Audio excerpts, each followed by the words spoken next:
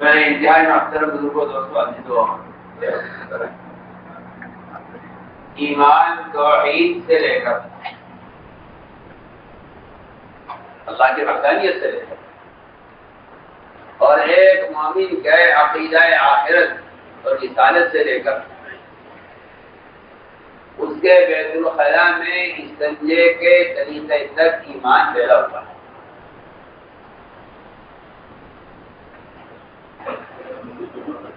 ایک بیماری پیدا ہوئی ہے اور غلط فہمی پیدا کی گئی ہے کہ یہ کوئی زیادہ اہم بات نہیں ہے کہ استنجا ایسے کیا جائے ایسے کیا جائے، یہ تو انسانی عادات ہیں۔ اصل تو عقیدہ توحید ہے۔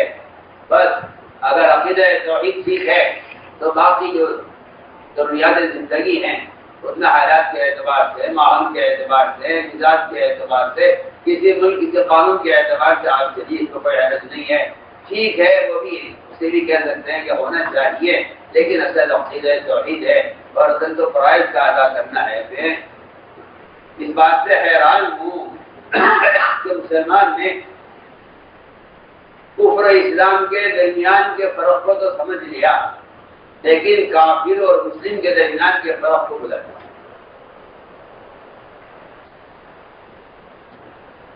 اس بات پر توجہ دینی پڑے۔ دو چیزیں بہت اہم ہیں اور دونوں کے لیے برابر ہے۔ ایک فرق ہونا کفر و اسلام کے درمیان،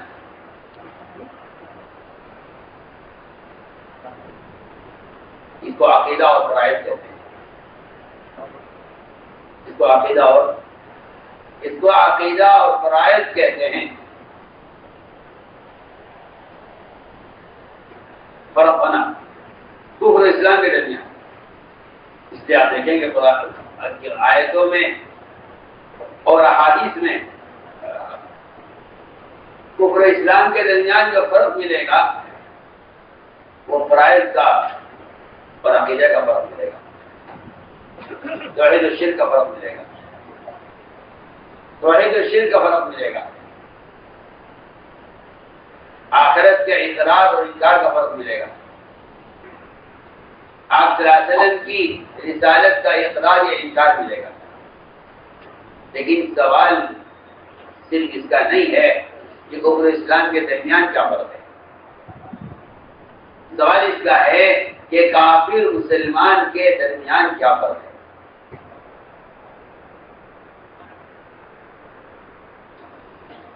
سوال ہے اس کا کہ کافر مسلمان کے درمیان کیا فرق ہے۔ اگر آپ کفر اسلام کے درمیان کے فرق کو کافی سمجھتے ہیں تو پھر آپ کے کافر کے درمیان فرق باقی نہیں رہے گا۔ آپ کا حلیہ، آپ کا معاشرہ اور آپ کی تمام ضروریات ایک کافر کے طریقے پر پوری ہوں گی اور آپ اپنے عمل سے اپنے آپ کو غیر مسلم ظاہر کریں گے، اور آپ کا خیال یہ ہوگا کہ ایسے تو فرق کفر اسلام کے درمیان کا ہے۔ وہ الحمدللہ میں نمازی پڑھتا ہوں، روزہ بھی رکھتا ہوں، حج بھی کیا ہوں، زکات بھی دیتا ہوں، اور اس کے علاوہ تلاوت کا ذکر کا بھی معمول ہے، اور اس کے علاوہ میں آخرت پر ایمان رکھتا ہوں کہ نہ دوزخ حق ہے، نبی حق ہے، اللہ کا وجود حق ہے، جو اس کی توحید کی گواہی دیتا ہوں اور نبی کی رسالت کی گواہی دیتا ہوں۔ آپ اپنے اور کفر کے درمیان کے تو فرق کو سمجھیں گے، لیکن آپ کافر مسلمان کے درمیان کے فرق کو ایسا بلائیں گے کہ آپ کافر کے حلیے سے اپنے آپ کو غیر مسلم ظاہر کریں گے۔ یہ ایک مسلمان کی طرف سے عملی کفر کی دعوت ہے۔ میں بہت بنیادی بات آپ سے کر رہا ہوں۔ بسم اللہ الرحمن الرحیم۔ السلام علیکم ورحمۃ اللہ۔ حضرت جی مولانا سعد صاحب دامت برکاتہم کا بیان سماعت فرمائیے۔ بیان کو لائک اور شیئر کرنا مت بھولیے اور اپنی آراء سے ضرور آگاہ کیجیے۔ جزاکم اللہ خیر۔ ایک مسلمان کی طرف سے عملی کفر کی دعوت یہ ہے کہ وہ معاشرے کی لائن کی سنتوں کو اور اپنے حلیے کی لائن کی سنتوں کو چھوڑ دے۔ اس سنت کا چھوڑنا اپنے آپ کو غیر مسلم ظاہر کرنا ہے۔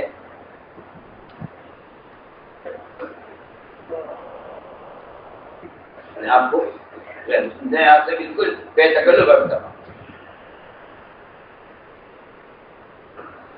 کفر کو آپ کی نماز سے، روزے، حج، زکات سے کوئی مطلب نہیں ہے، آپ کی جائے عبادت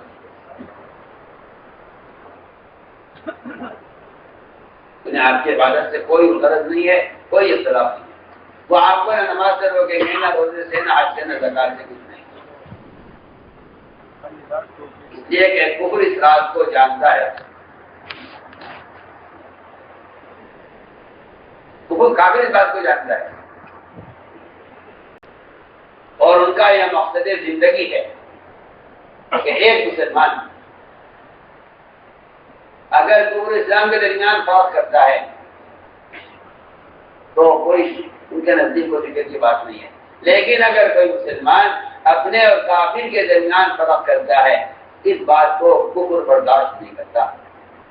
میری بات بہت دھیان سے سننے کی ہے۔ پورے زمانے کے جاہلوں نے مسلمانوں کا ایک ایک اندھا کیا ہے کہ یہ تو ایمان کا وہ حصہ ہے جو زائد ہے، اور اسے تو کمال ایمان مراد ہے۔ میں کیا کہہ رہا ہوں؟ جاہل قسم کے لوگوں نے مسلمانوں کو یہ کہہ کر گمراہ کیا ہے، کھانے کی سنت، سننے کی سنت، لباس کی سنت، یہ تو وہ زائد چیزیں ہیں کہ اگر آپ ان پہ عمل کر لیں تو بہتر ہے، اور اگر کا عمل نہ ہو سکے تو یہ کوئی ایسا بڑا گناہ نہیں ہے، اور یہ کوئی ایسا کفر نہیں ہے۔ اور یہ تین حدیثیں ہیں، لا یؤمن لا یؤمن لا یؤمن والی حدیثیں، اس سے تو کمال ایمان مراد ہے۔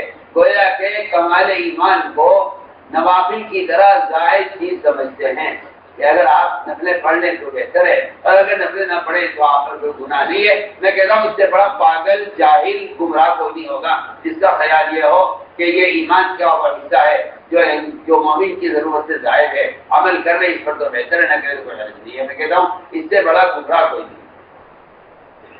جس نے یہ خیال کر لیا کہ ایمان سے متعلق یہ حدیثیں یہ ایمان کا زائد حصہ ہے، اس نے اپنے ایمان کے آدھے حصے کو ضائع کر دیا۔ ایمان کے آدھے حصے کو ضائع کر دیا۔ جی ہاں، اس نے اپنے ایمان کا آدھے حصے کو ضائع کر دیا۔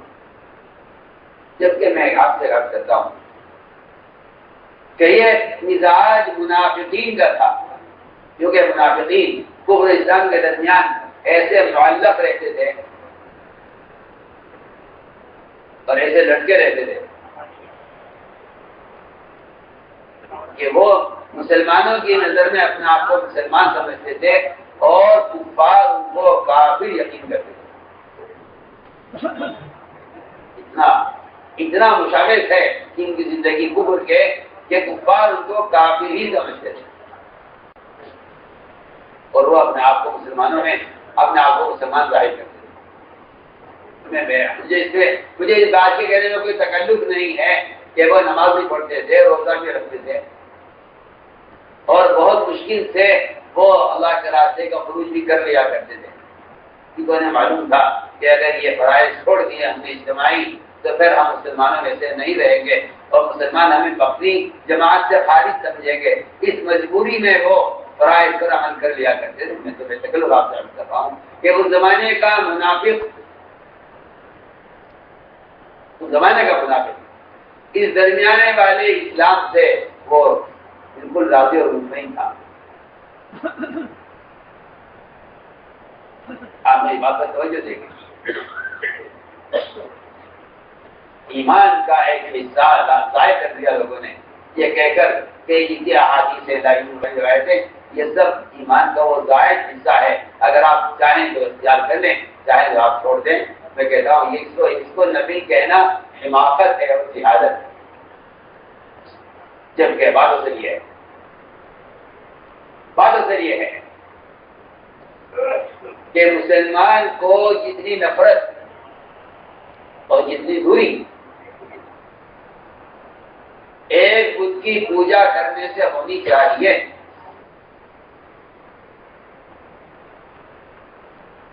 مسلمان کو جتنی دوری اور جتنی نفرت ایک بت کی پوجا کرنے سے ہونی چاہیے، اللہ کی قسم قرآن حدیث سے بھرے ہوئے ہیں کہ مسلمان کو اپنی ضرورت کو کافر کے طریقے پر پورا کرنے سے اتنا ہی دور رہنا چاہیے، اس سے اتنی نفرت ہونی چاہیے۔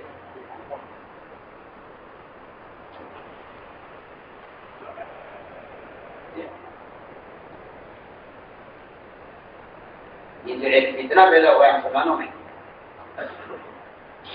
کہ یہ تو عادات ہیں، ضروریات ہیں، یہ تو زمانے کے اعتبار سے بدلتی رہیں گی۔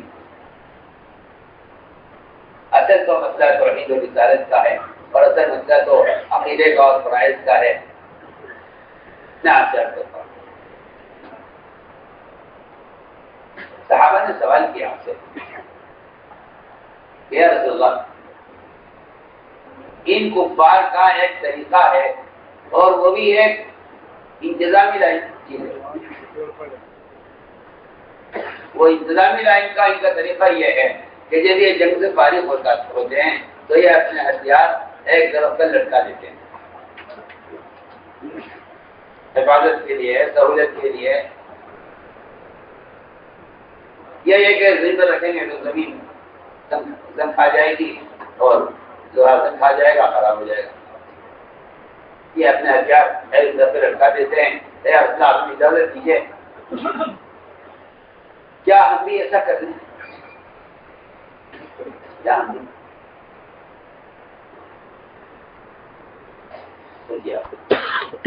یہ سوال صحابہ نے کیا آپ سے، کیا ہم اپنے ہتھیاروں کی حفاظت کے لیے ان کی طرح ایک درخت ایسا کر لیں جس کا ہتھیار لٹکا دیا کریں؟ آپ صلی اللہ علیہ وسلم کا جواب دیا تاکہ آپ کو پتہ چلے، آپ کو پتہ چلنا چاہیے، ہر مسلمان کو معلوم ہونا چاہیے کہ اس کا اپنی کسی ضرورت کو غیر مسلم کے طریقے پر پورا کرنا، یہ اس کو حدیث میں خود پرستی کی طرح اہمیت دی گئی ہے۔ میں کیا میں کچھ بول رہا ہوں اور آپ کی طبیعتیں اصل بات کی طرف متوجہ نہیں ہوتی۔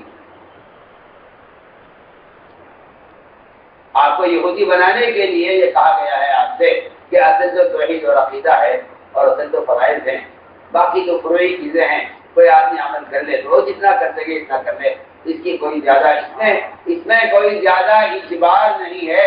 مجھے آپ پر تعجب ہو رہا ہے اس بات پر کہ آپ فرائض میں اجبار فرائض میں کہتے ہیں اجبار ہے کہ نہیں آپ کو کرنا ہی پڑے گا، اور آپ سنتوں میں کہتے ہیں کہ اختیار ہے، آپ کرنا چاہیں تو کر لیں۔ میں سمجھتا ہوں کہ یہ خیال عقیدہ رسالت اور توحید کے خلاف ہے۔ فرائض میں اجبار، سنتوں میں اختیار، فرائض میں اجبار، سنتوں میں اختیار۔ میں کہتا ہوں اس کا صاف مطلب یہ ہے کہ آپ فرائض کو اسلام کے طریقے پر ادا کریں اور معاشرہ یہودیوں کے اختیار کریں، اس کا مطلب ہی صرف کہ جو اہمیت اسلام میں عقیدہ توحید اور فرائض کی ہے اور جنت اللہ کے وجود پر ایمان لانے کی ہے، اللہ کی قسم وہ اہمیت مسلمان کے معاشرے اور اپنی وقتی ضرورت کو سنت کے مطابق پورا کرنے کی وہی اہمیت۔ میں واقعہ سنا رہا تھا آپ کو، میں اس کا واقعہ کر رہا تھا کہ صحابہ نے کیا سنا، اگر ہم ان کفار کی طرح ہم بھی ایک طرف ایسا کر لیں تو سب میں ہتھیار لٹکا لیا کریں تو آپ اس بارے میں کیا پڑھیں؟ آپ صلی اللہ علیہ وسلم کا جواب سنیے۔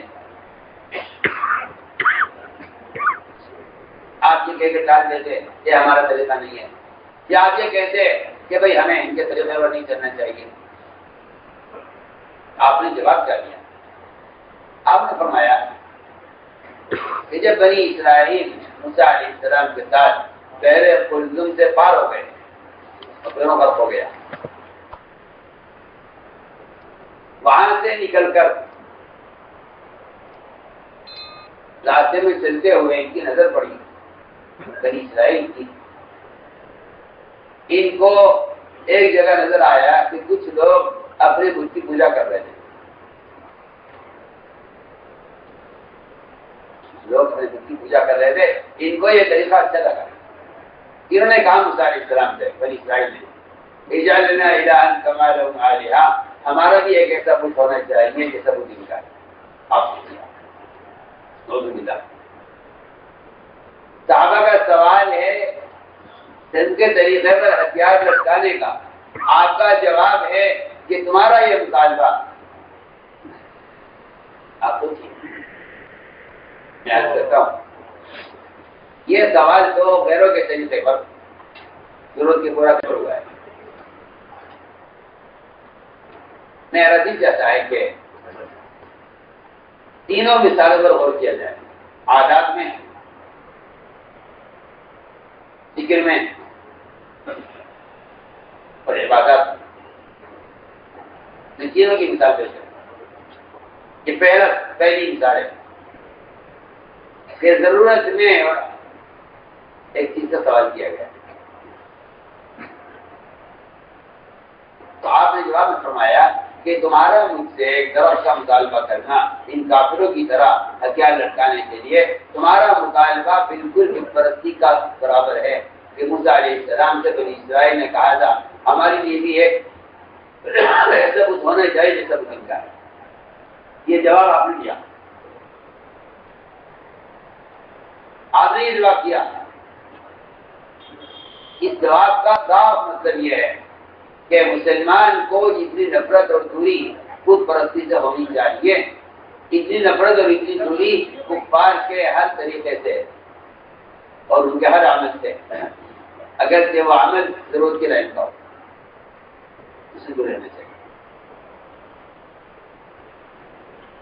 بعض یہود جو اسلام لے آئے اور فقط سے مسلمان ہو گئے،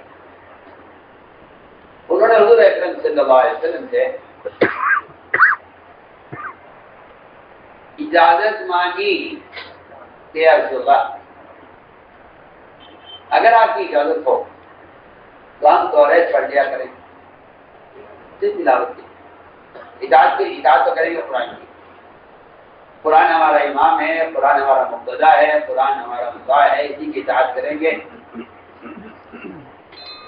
لیکن صرف برکت کے لیے یا ہمیں اس کتاب سے ایک عرصہ اس سے ہمارا تعلق رہا ہے،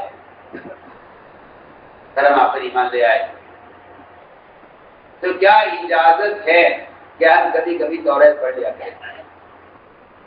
آپ بولتے آسانی کتاب ہے، اللہ کے احکام اس کے اندر ہے، ہر مسلمان کے ذمہ فرض ہے، مرد و عورت، قیامت تک آنے والے مسلمانوں کو توریت پر ایمان لانا فرض ہے۔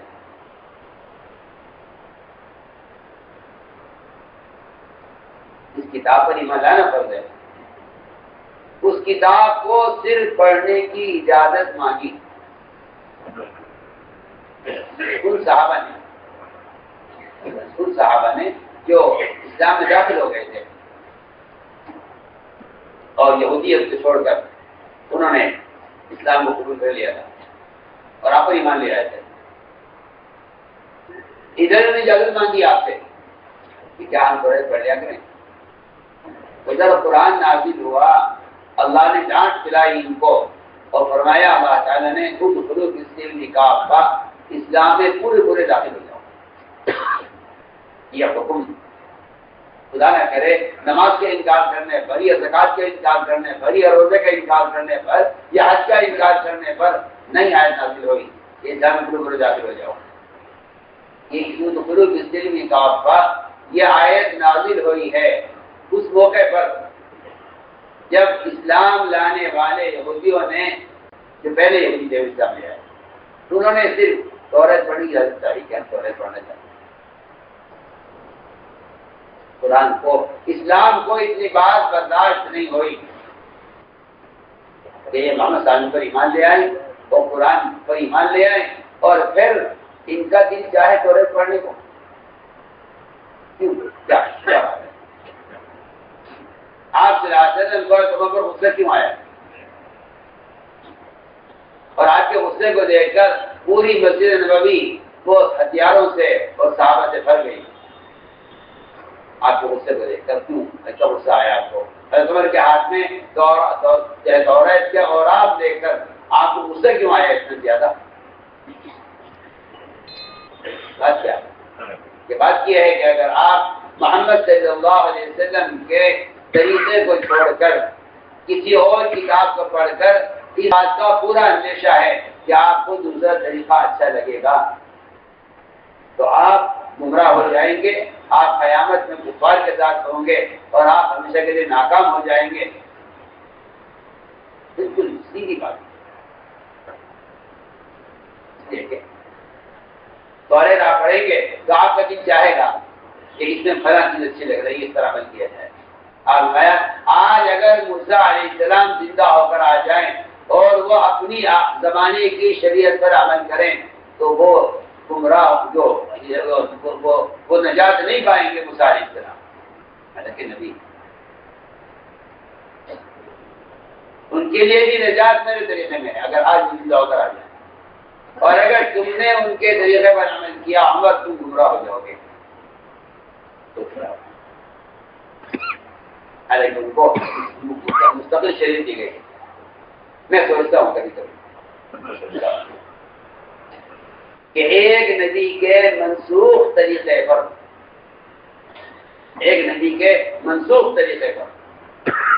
اگر کوئی محمد صلی اللہ علیہ وسلم کو امتی عمل کرے، میں بہت کام کی بات آپ کو کرتا ہوں، اگر نبی کے کسی منسوخ طریقے پر نبی محمد صلی اللہ علیہ وسلم کو امتی عمل کرے تو وہ گمراہ ہو جائے گا اور نجات نہیں پائے گا۔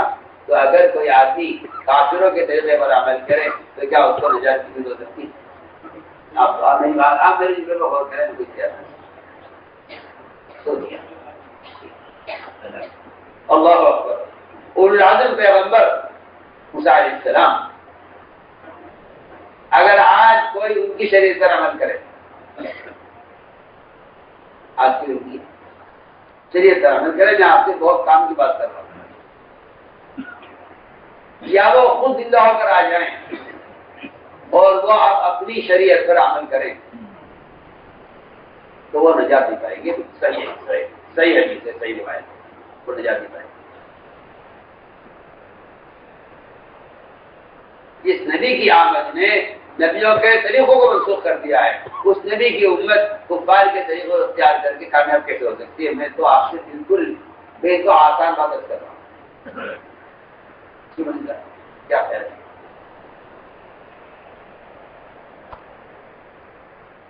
نبی کی شریعت نے سارے انبیاء کی شریعتوں کو منسوخ کر دیا ہے۔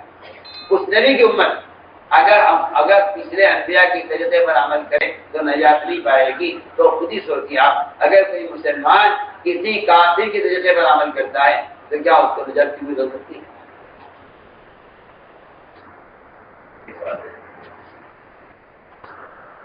یہ مثال یہ ایک مثال یہ کہ انہوں نے اتنا پوچھ لیا تھا کہ کیا ہم دورے پڑھ سکتے ہیں؟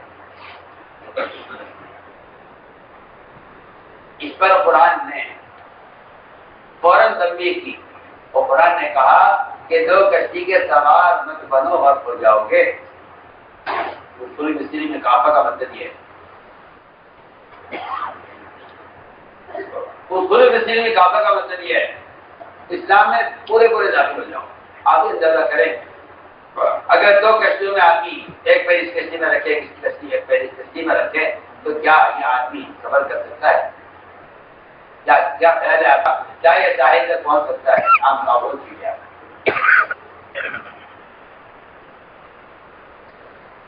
دیکھیں کشتیاں جو چلتی ہیں ہوا کے دوش پر چلتی ہیں کشتیاں۔ کیا اگر آدمی چاہے کیا انسان کے ساتھ ساتھ میری خواہشی پوری ہو جائے تو ایسا آدمی کو نجات نہیں پا سکتا، وقت ہو جائے گا، کیونکہ جو کشتی کا سوار وہ سفر کر ہی نہیں سکتا، وہ سفر کر ہی نہیں سکتا، اس کا ایک پیر ادھر جائے گا ایک پیر ادھر جائے گا، اس لیے کشتیاں ایک ساتھ چل جائیں یہ تو ناممکن بات ہے۔ ماں کل ما یتمنی المرء یدرکہ، میں سمجھتا ہوں کہ اس شعر کا مطلب ہی یہی ہے، اس شعر کا مطلب ہی یہی ہے کہ اگر کوئی شخص مسلمان ہو کر کسی کافر کے جذبات اور کسی کافر کی خواہشات کا متمنی ہے تو یہ تو کشتی کا سوال ہے. ہمارا آپ کو جمائے تمنا برو کو تجری الریاح بما لا تشتہی سفنو کہ آدمی اگر یہ چاہے تو اس کی ہر تمنا دنیا میں پوری ہو جائے تو یہ ناممکن بات ہے، اس لیے کہ ہوائیں چلتی ہیں کشتی کی چاہت کے خلاف.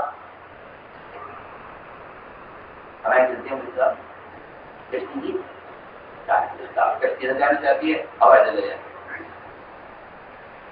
ہے. اس سے سب کہ خواہش کا دین، اللہ اکبر، خواہش کا دین اتنا کمزور ہوتا ہے، خواہش کا دین اتنا کمزور ہوتا ہے کہ آدمی اگر اپنے لیے چند سنتوں کو چھانٹ رہا ہے تو یہ خواہش کے دین کرے نہیں. اگر مسلمان بعض سنتوں کو اپنے لیے چھانٹ لیتا ہے تو یہ اس کا خواہش کا دین ہے، یہ حکم کا دین ہے، یہ خواہش کا دین ہے. میں آپ سے بہت بنیادی بات نے عرض کی ہے کہ توریت جیسی کتاب اگر آپ کو پڑھنے کو دل چاہتا ہے تو یہ آپ کا خواہش کا دین ہے. قرآن نے فوراً اس پر آیت نازل کی، اسلام میں پورے داخل ہو جاؤ، قرآن بھی پڑھو توریت بھی پڑھو. یہ ہمیں روٹی ہے صاف بات. اسلام نے اس کو برداشت نہیں کیا کیا توریت بھی پڑھے اور قرآن بھی پڑھے. ٹھیک ہے، کسی بھی کتاب کا علم حاصل کرنا ہے اس کی اصل غرض عمل ہے. جس کتاب کا عمل منسوخ کر دیا گیا ہو آپ اس کی تلاوت کیوں کر رہے ہیں؟ جب اس پر عمل کرنے کی اجازت نہیں ہے تو آپ اس کے علم کیوں حاصل کر رہے ہیں؟ میں نے آپ کو مثال دی ہے. آگے چلیے. ایک عبادت ہے اور جسمانی عبادت ہے جس کو روزہ کہتے ہیں، اور ایسی عبادت ہے روزہ، اللہ اکبر، کہ اس عبادت کے لیے جنت کا داخلہ اور جنت کا دروازہ ساری عبادات سے الگ ہے. نماز کا، زکات کا، حج کا، اخلاق کا، سخاوت کا، میں کہتا ہوں جتنے بھی اعمال خیر ہو سکتے ہیں ان سارے اعمال خیر کے دروازے جنت میں داخل ہونے کے لیے مشترک ہیں. لیکن روزگار کے لیے دروازہ مستقل الگ ہے. قابل یا روزگار کے لیے دروازہ ہے. ایسی عبادت ہے کہ سارے دین کو الگ صبر کہا گیا ہے اور صرف روزے کو مستقل صبر کہا گیا ہے. ہاں بڑھیا. حدیث میں روزے کا نام صبر ہے. سارا دن ایک طرف صبر ہے، روزہ مستقل صبر ہے. اس لیے کہ یہ انسان کو ایسے فطری تقاضوں سے روک دیتا ہے جن فطری تقاضوں کا پورا کرنا ضروری ہے. روزہ ان فطری تقاضوں روک دیتا ہے. کھانے سے، پینے سے، شہوت سے روزہ روک دیتا ہے. اس کو صبر کا ہے. فرمایا یہ صبر ہے اور اس کا بدلہ جنت ہے. فرمایا کہ یہ صبر ہے اور اس کے بدلے میں اللہ خود روزگار کے ہو جاتے ہیں. آج کی اگلی بات یہ ہے کہ روزہ نظر آنے والی عبادت نہیں ہے. نماز نظر آ جائے گی، حج کرتا ہوا آدمی نظر آ جائے گا، زکات دینے والا زکات دیتا ہوا نظر آ جائے گا، لیکن روزہ ایک واحد ایسی عبادت ہے جو نظر نہیں آتی. نظر نہ آنے والی عبادت ہے. اس روزے کے بارے میں صحابہ نے عرض کیا کہ رسول اللہ یہ یہود روزہ رکھتے ہیں ایک دن کا. یہ کیوں رکھتے ہیں؟ کہ یہ شکرانے میں رکھتے ہیں کیا اس دن ان کو نجات ملی ہے فرعون سے، اور اس دن کا شکرانے کا روزہ رکھتے ہیں. آپ نے فرمایا کہ ہم ان سے زیادہ اللہ کا شکر کرنے کے حقدار ہیں، مگر ہمیں روزے جیسے عمل میں ان کی مخالفت کرنی ہے. روزے جیسا عمل غیر ایک مسلمان کا روزہ غیر مسلم کے روزے کے مشابہ نہیں ہو سکتا، تو ایک مسلمان کا حلیہ غیر مسلم کے حلیہ کے مشابہ کیسے ہو سکتا؟ میں آپ سے پوچھ کہہ رہا ہوں. روزہ جبکہ نظر آنے والی عبادت نہیں ہے، روزہ نظر آنے والی عبادت نہیں ہے جب اس میں غیر مسلم کی مخالفت کا حکم ہے کہ آپ روزہ رکھیے. دیکھیں ان کا روزہ ایسا نہیں تھا کہ وہ کچھ کھا لیں یا پی لیں، روزہ روزے کی طرح تھا. روزہ ان کا روزے کی طرح ہوتا تھا. اس روزے میں بھی حکم یہ دیا گیا کہ آپ کا روزہ ان کے روزے کے مشابہ نہیں ہو سکتا. آپ کو آپ کے پاس اگر کوئی اور راستہ نہیں ہے ان کے روزے کی مخالفت کا، کیونکہ ان کا روزہ آپ کے روزے کی طرح ہے. میں بہت اہم بات کہہ رہا ہوں. یہود کا روزہ مسلمانوں کے روزے کی طرح ہے، لہذا مخالفت کرنے کے لیے ہمارے ان کے روزے میں فرق ہو، اس کے لیے 2 روزے رکھے جائیں. دیکھ لیں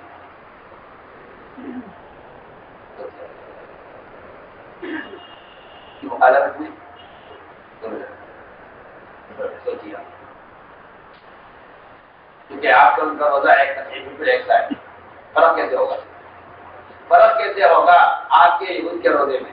فرمایا کہ اس میں فرق کرنے کے لیے آپ کو 2 روزے، آپ نے فرمایا 2 روزے رکھو. آپ عاشور کا روزہ نہیں رکھتے مت رکھیے، کوئی نہیں. اگر آپ رکھیں تو آپ کی ذمہ لازم ہے کہ آپ اس سے یہود کی مخالفت کریں. آپ ذرا کر دیجیے. میں نے 3 باتیں رکھی: ضرورت میں، تلاوت میں، تو روزے جیسے باتیں. جب ان میں مسلمان کے ذمہ لازم ہے کہ وہ یہودیوں کی مخالفت کرے تو آپ اسے زیادہ کر لیجیے. پھر مسلمان کا اپنے شکل اور لباس میں اور اپنے کھانے پینے میں غیروں کی مخالفت کا کیا حکم ہوگا؟ اس کا آج کل کے جاہل اناڑی قسم کے لوگوں نے یہ کہہ کے بات ختم کر دی ہے کہ یہ کوئی ایسا مسئلہ نہیں ہے.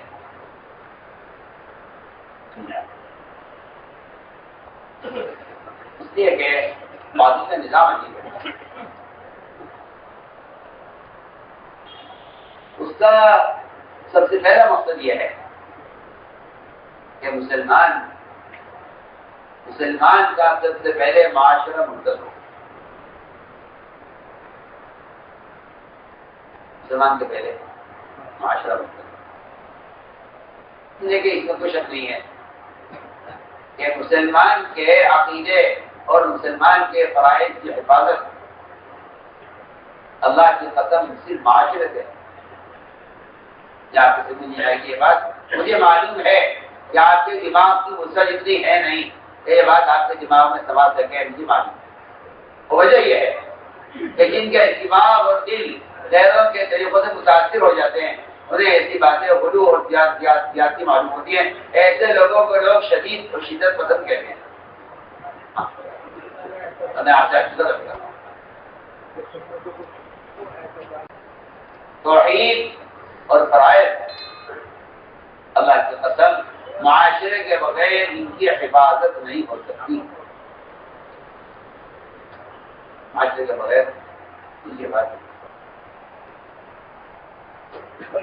معاشرے کے بغیر ان کی حفاظت نہیں ہوتی. اس لیے کہ ایک اصولی بات ہے کہ مسلمان کا حلیہ، مسلمان کا ظاہری حلیہ، ہماری بات آپ یاد رکھنا ہے، مسلمان کا ظاہری حلیہ یہ گری پر چھلکے کے اوپر چھلکے کی طرح ہے. گری پر چھلکے کی طرح ہے. میں آپ کو بہت آسان مثال دے رہا ہوں. گری بہت کمزور ہے. گری بہت کمزور ہے. آپ بادام کی گری، اخروٹ کی گری آپ دیکھ لیجیے، اندر گری بہت کمزور ہے اور اس کے اوپر کا چھلکا اتنا سخت ہے، اتنا مضبوط ہے کہ آپ کو بعض مرتبہ اسے توڑنے کے لیے کوئی آلہ استعمال کرنا پڑتا ہے. آپ دان سے نہیں توڑ سکتے، ہاتھ سے نہیں توڑ سکتے. میں آپ کو بڑی اچھی مثال دے رہا ہوں. گر کی جو حفاظت ہے وہ اس چھلکے سے، آپ کی توحید اور عقیدے کی جو حفاظت ہے وہ آپ کی حلیے سے ہے. اگر آپ کا حلیہ بدل گیا، جی ہاں، تو آپ کا سمجھ لیجیے کہ آپ کا چھلکا پھٹ گیا ہے. جہاں سے سڑان شروع ہوگی آخر میں توحید تک پہنچے گی. آپ کوئی سیب کا چھلکا پھٹ جائے، کوئی کیلے کا چھلکا پھٹ جائے، یہاں سے سڑنا شروع ہوتا ہے، آخر میں جا کر بیچ تک سڑان پہنچتی ہے. میں آپ کو بڑی آسان مثال دے رہا ہوں. ان گدھوں کو مثال دینا چاہتا ہوں جنہوں نے یہ فتنہ پیدا کیا ہے کہ لباس کی کوئی قید نہیں ہے اور مسلمان کے حجے کی کوئی قید نہیں ہے. اصل تو نماز، روزہ، حج، زکات یہ اسلام ہے. میں ان احمقوں کو بتانا چاہتا ہوں. سوچیے آپ غور کرنی چاہیے، میری بات کو غور کریں. لیکن میں کیا بول رہا ہوں؟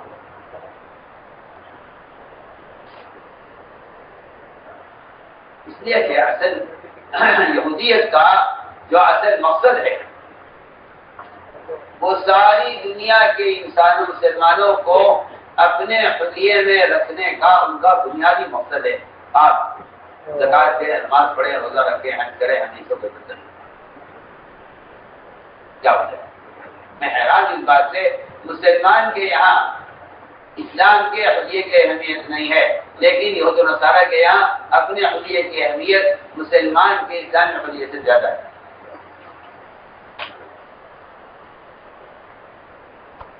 آپ کو نماز سے روک دیں، زکات سے روک دیں، حج سے روک دیں. میں کہتا ہوں کہ ان فرائض سے تو کافروں نے صحابہ کو نہیں روکا اور کفار نے انبیاء کو نہیں روکا. آپ کیا سوچ رہے ہیں؟ ان فرائض سے تو کفار نے نبی کو نہیں روکا. سوچیے آپ کس سے روکا؟ کفار نے جو کوشش کی ہے آپ سے حاصل نمبر اللہ اکبر. میں اس کی مثال پیش کروں گا آگے. میں تو جو بات آپ سے کہہ رہا ہوں وہ یہ کہنا چاہتا ہوں کہ جس حلیے کی آپ کے یہاں کوئی حیثیت نہیں ہے، میں کہتا ہوں یہ حلیہ آپ کے عقیدے کا محافظ ہے. اس طرح گری کا چھلکا گری کی حفاظت کر رہا ہے. جس طرح کا چھلکا پڑ جاتا ہے وہ سڑنے شروع ہو جاتا ہے. سڑان آخر میں پہنچتی ہے بیچ تک. لذر عقیدہ توحید جسے کہا جائے یا فرائض کی اہمیت کہا جائے، ورنہ سب سے پہلے معاشرہ مرتب ہوتا ہے. یہاں سے ابتدا کی ابتدا ہوتی ہے. یہاں سے ابتدا کی ابتدا ہوتی ہے تو پہلے معاشرہ مرتب ہوتا ہے. معاشرے کے مرتب ہوتے ہی میں بے تکلف آپ سے کہہ رہا ہوں، آپ کا معاشرہ اگر بگڑ گیا تو آپ کو ہر جگہ فرائض کی ادا کرنے میں خوف اور شرم اور جھجک محسوس ہوگی. یہ ایک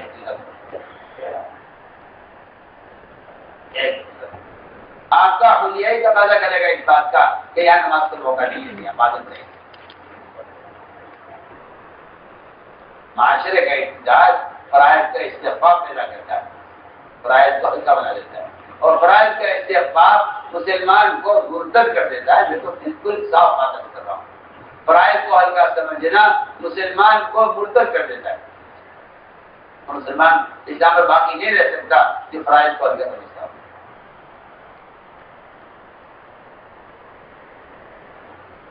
تو میں نے عرض کیا کہ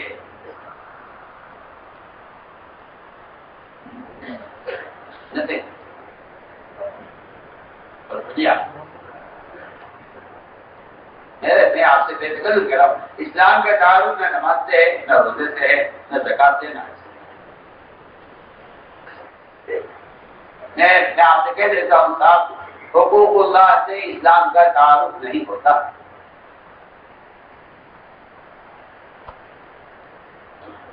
حقوق اللہ ادا کرنے سے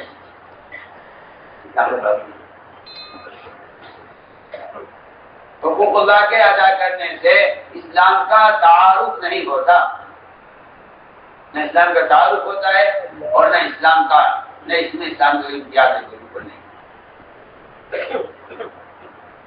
اسلام کا تعارف معاشرے سے ہوتا ہے، ہر قوم کے بعد اس کے معاشرے سے، ہر قوم کا تعارف اس کے معاشرے سے، ہر قوم کا معاشرہ بتائے گا یہ آدمی کس قوم کا ہے۔ جی ہاں، اس لیے دنیا میں محنت کی گئی کہ مسلمان کو اس کے عہدے کے اعتبار سے یہودی یا اس کو عہدے کے اعتبار سے غیر مسلم بنا دیا جائے۔ جی ہاں، تو پہلے ان کا عہدہ بدلے گا، پھر ان کا نصیحت بدلے گا۔ میں ایک مثال پیش کرتا ہوں، قرآن میں یہ آیت میں نے پڑھی شروع بلا ترکنوا الی الذین ظلموا فتمسکوا النار۔ اے ایمان والو، تم اپنی ضرورت میں، اپنی ضرورت میں، اپنی شکل، اپنے لباس میں غیروں کی طرف مائل مت ہونا ہرگز، ورنہ جہنم کی آگ تمہیں جلائے گی اور تمہارا کوئی مددگار نہیں ہوگا۔ یہ قرآن کی آیت ہے، اور آگے احادیث بے شمار ہے۔ صاحب فرما دیا من رغب عن سنتی فلیس منی، جو مسلمان میرے طریقۂ عادات پر نہیں ہے، میرے مذہب پر نہیں فرمایا، میرے طریقے کی نماز پر نہیں فرمایا، میرے طریقے کے روزے پر نہیں فرمایا، میرے طریقے حج پر نہیں فرمایا، میرے طریقے زکات پر نہیں فرمایا، فرمایا کہ جس مسلمان کی ضروریات میرے طریقے پر پوری نہیں ہو رہی ہیں وہ مسلمان میری جماعت میں سے نہیں۔ آپ نے بات سوچے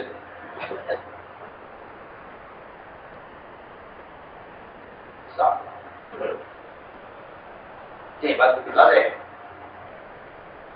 واضح ہے کہ اس مسلمان کا ظاہری عقیدہ سنت کے مطابق نہیں ہے، ایسا مسلمان کافر کی طرح اللہ کا دشمن ہو جائے گا۔ سب باتیں یہ کہ اس زمانے میں مسلمانوں کا دل و دماغ وہ باطل سے اتنا زیادہ متاثر ہے کہ لوگوں کو ان روایتوں کے بیان کرتے بھی ڈر لگتا ہے، اور سمجھتے ہیں کہ یہ مسلمانوں کی سطح سے اونچی بات ہے اور اس بات کہنے کے تو لوگ پریشان ہو جائیں گے۔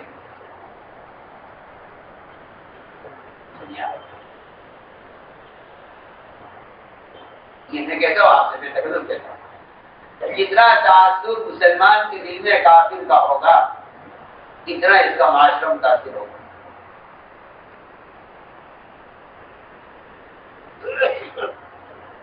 آج کل کے مسلمان نعرے لگاتے ہیں کہ ہم اللہ کے غیر سے نہیں ڈرتے، تم اللہ کے غیر سے نہ ڈرتے تو تمہارا حلیہ کافر کے مشابہ نہ ہوتا، تمہارا حلیہ کافر کے مشابہ کی وجہ سے، یا تو تمہیں کفر سے محبت ہے یہ تمہارے دل میں کفر کا رہا ہے، اس طرح وہ کسی بات نہیں ہے۔ میں تو آپ سے بالکل صاف بات ہوں،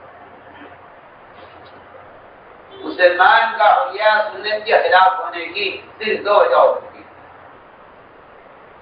یا کفر سے محبت ہے یا کفر کا، اور دونوں چیزیں ایمان کے خلاف ہیں۔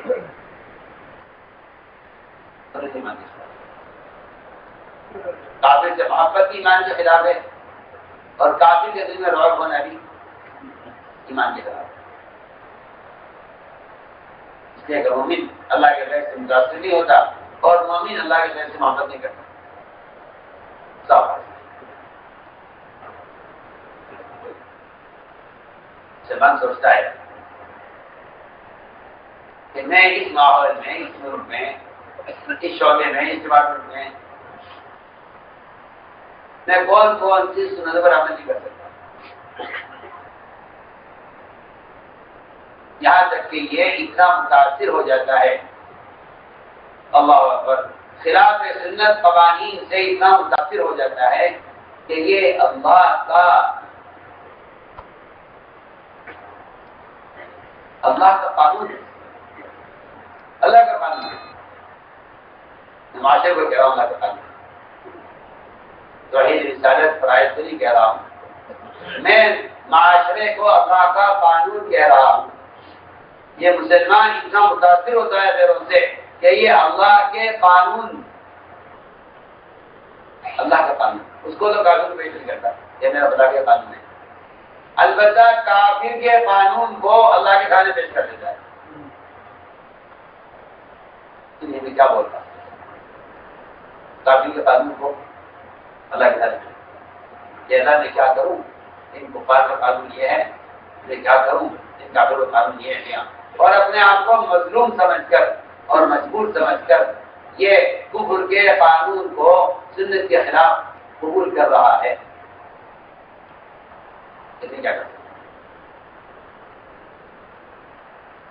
حیرت کی بات، صحابہ نے اللہ کے قانون کو بادشاہوں پر پیش کیا، صحابہ نے اللہ کے قانون کو بادشاہوں پر پیش کیا ہے، اور مسلمان کافر کے قانون کو اللہ کے سامنے پیش کر رہا ہے۔ میں آپ سے بالکل بہت کام کی باتیں آپ سے کر رہا ہوں، اللہ کرے کوئی دماغ میں اترے کسی کے۔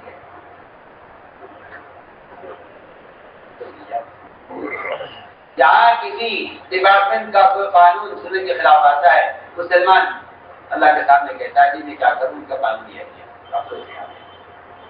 جب مسلمان کافر کے قانون اللہ کے سامنے پیش کرے گا تو یہ اللہ کے یہاں معذور نہیں ہوگا، مجرم ہوگا، اور اگر یہ اللہ کے قانون کو پیش کرے تو پھر اللہ کے یہاں معذور بھی ہوگا، اللہ کے یہاں معذور بھی ہوگا، اجر بھی ملے گا اور بھی پورا ہو جائے گا۔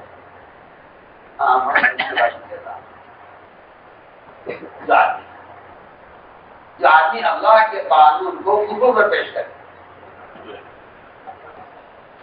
اللہ کے قانون کو اس پر کفر پر پیش کرے، جو مسلمان اللہ کے قانون کو کفر پر پیش کرے اور نبی کی سنت کو کفر پر پیش کرے، وہ اللہ کے یہاں معذور بھی ہوگا، معجور بھی ہوگا، اجر بھی ملے گا اور ان کو پورا ہو جائے گا۔ اور جو شخص کافر کے قانون کو اللہ کے سامنے پیش کرے، آپ اسے اندازہ کر لیجئے کہ وہ مخلوق سے بنائے ہوئے قانون کو خالق پر پیش کر، حالانکہ اصل مقنن اللہ کی ذات، مقنن اللہ کی ذات ہے۔ انبیاء بھی اس کے قانون کی تنفیذ کے لیے ہیں۔ اگر نبی اللہ کے کسی قانون میں، اگر نبی اللہ کے کسی قانون میں کفر سے متاثر ہو جائیں تو پھر اس کے لیے انبیاء علیہ السلام کے لیے بھی بہت سخت بات ہے۔ میں اس کی مثال پیش کرنا چاہتا ہوں، اس لیے کہ باتوں کا نظام یہ ہے، میں آپ کو بتاؤں، باتوں کا نظام یہ ہے کہ وہ آپ کے دین میں ایک رکاوٹ پیدا کرے گا۔ سننا میری بات بہت دھیان سے، آپ کے دین میں ایک رکاوٹ پیدا کرے گا، اور میرا اپنا خیال یہ ہے اور صحیح ہے کہ یہ کفر تو دین میں رکاوٹ پیدا کرنے کی ایک ظاہری شکل ہے، ورنہ اللہ تعالیٰ مسلمان کے دین سے تعلق کا امتحان لینے کے لیے اس کے دینی کام میں اللہ رکاوٹ پیدا کرتے ہیں، دیکھنے کے لیے کہ یہ اس کے لیے کیا کوشش کرتا ہے۔ آیا یہ اپنے آپ کو گرو کے حوالے کر دیتا ہے یا اس کے خلاف کوشش کرتا ہے، آگے اس کے خلاف کوشش کرے تو میں اس کی مدد بھی کروں گا، اسے اجر بھی دوں گا، اور اس کے دین میں جو رکاوٹ پیدا کرنے والے ہیں اللہ فرماتے ہیں میں ان سے خود نمٹوں گا۔ ہماری کمی یہ ہے کہ جب ہمارے دین کو رکاوٹ پیش آتی ہے تو ہم اس دین کے حصے کو ایک ایک چھوڑ دیتے ہیں کہ یہ قانون کے خلاف ہے، قانون کے خلاف ہم آپ سے بہت ظلم کا دست کرتے ہیں. بات لوٹاتا ہوں مسلمان کے لیے کمپنیوں میں، دنیا کے شعبوں میں، مختلف ڈپارٹمنٹ میں، مختلف دنیا کے کاموں میں ان کے سنت کے عملیے اور ان کی سنتوں میں رکاوٹیں پیش آئی. سب سے بڑا ظالم وہ ہوگا جو یہ کہہ دے کہ اس سنت کو آپ چھوڑ سکتے ہیں کیونکہ حالات کی مجبوری ہے اور وقت کا تقاضا ہے اور قانون کی سختی ہے.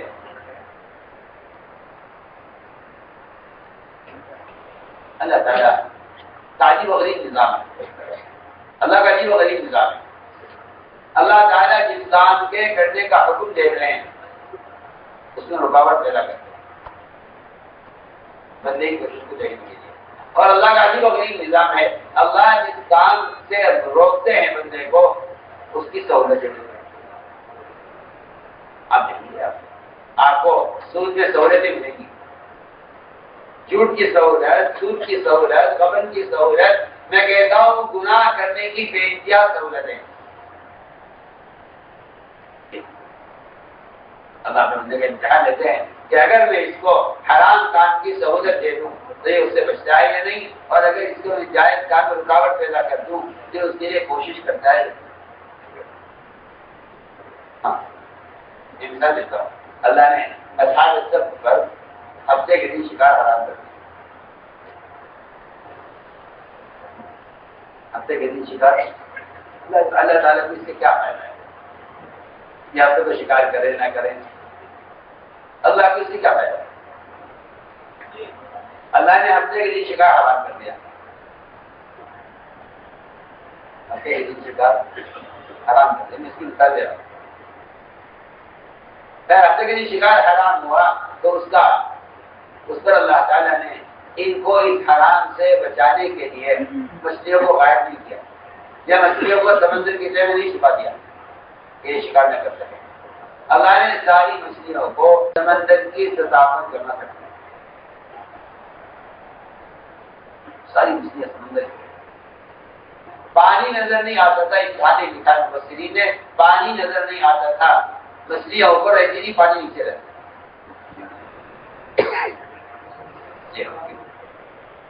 ہمارے لیے امتحان ہے. ہم دیکھنا چاہتے ہیں کہ اگر ہم ہفتے کے دن ساری مچھلیوں کو سمندر کی سطح پر اور دریا کے کنارے پر جمع کرتے ہیں تو تم حرام سے بچتے ہو یا نہیں؟ مچھلی کا شکار کرنا کون سا گناہ ہے؟ کون سا گناہ ہے؟ کون سا گناہ ہے شکار کرنا؟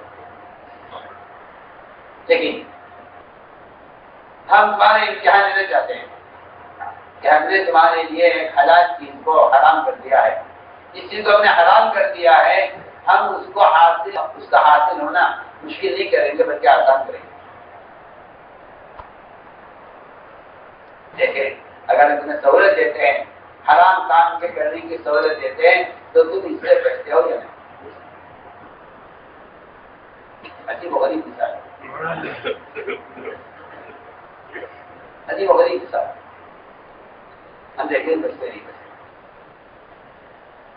انہوں نے اللہ کے ساتھ حیلہ کیا، اللہ مجھے معاف کرے. جس طرح آج کل کا لوگوں کا حال ہے کہ وہ جب کوئی جو ہے رکاوٹ پیش آتی ہے تو وہ حیلہ کرتے ہیں اللہ کے ساتھ. اللہ کے ساتھ حیلہ کرنے پر عذاب جلدی آ جاتا ہے. انہوں نے حیلہ کیا. جمعہ کے دن انہوں نے اپنا جال ڈال دیا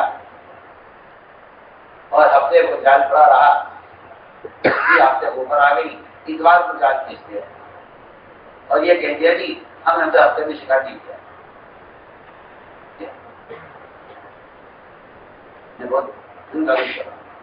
یہ واقعہ ان لوگوں کے لیے ہے جو اللہ کے احکام سے بچنے کے لیے الگ الگ راستے نکالتے ہیں. کہ جب رکاوٹ آ جاتی ہے کسی کے راستے میں تو وہ کوئی دائیں بائیں راستہ تلاش کرتا ہے. تو میں نے عرض کیا کہ ایک اس کی مثال دے رہا تھا کہ اللہ تعالیٰ حلال چیزوں میں رکاوٹیں اور حرام چیزوں میں سہولتیں دیں گے، دیکھنے کے لیے کہ مسلمان حرام سے بچنے کی کیا کوشش کرتا ہے، اور اگر حلال راستے میں رکاوٹ آ جائے تو مسلمان رکاوٹ کو ہٹانے کی کیا کوشش کرتا ہے۔ میں نے عرض کیا کہ آدمی مصلحت دے کر یہی مصلحت کا تقاضا علم کر لینا چاہیے۔ حضرت ثانی لکھا ہے، اللہ اکبر، حضرت ثانی لکھا ہے کہ مساجد کو تو پیسا جاتا ہے، آپ تو مصلحت کا لحاظ کرتے ہیں اور مصلحت کی حفاظت کرتے ہیں، دونوں میں بہت غلط ہے۔ ہم تو مصلحت کی حفاظت کرتے ہیں کہ بھائی مصلحت یہ ہے، قانونی ہے، آپ یہ نہیں کر سکتے، قانونی آپ یہ نہیں کر سکتے، آپ تو مصلحت کا خیال کرتے ہیں، حالانکہ مصالح کو پیسا جاتا ہے، مصالح کو بات نہیں لگتے، تم بیوقوف آدمی تو اشارہ کر دیا میں نے، مصالح کو پیسا جاتا ہے۔ میں اس کی مثال آپ کو پیش کروں تاکہ بات آسان ہو جائے۔ آپ اگر کھانا بنائیں اور اس میں آپ ایک بڑا سا پیاز، ایک ادرک، ایک لہسن ڈال دیں اور آپ اس کو نہ پیسیں تو آپ کے کھانے میں کوئی لذت نہیں ہوگی، جتنا مسالہ باریک ہوگا کسی کھانے میں لذت ہوگی۔ میں آپ کو حضرت ثانی علیہ کے منصوص سے مثال پیش کروں۔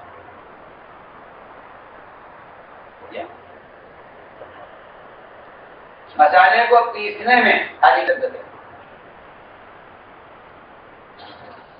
ان کا مسالہ کہتے ہیں، وہ اصل میں مصالحہ ہے جو یعنی کھانے کی اصلاح کرنے والی چیزیں، جو کھانے میں کی اصلاح کرتی ہیں، کھانے میں لذت اور ذائقہ پیدا کرتی ہیں، اس کو مسالے کہتے ہیں۔ ان کو سمپل